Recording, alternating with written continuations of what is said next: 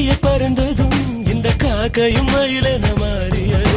காதல் சொன்ன கனவே அது கடவுளை கண்ட கனவே காற்றாய் பறக்குது மனம்.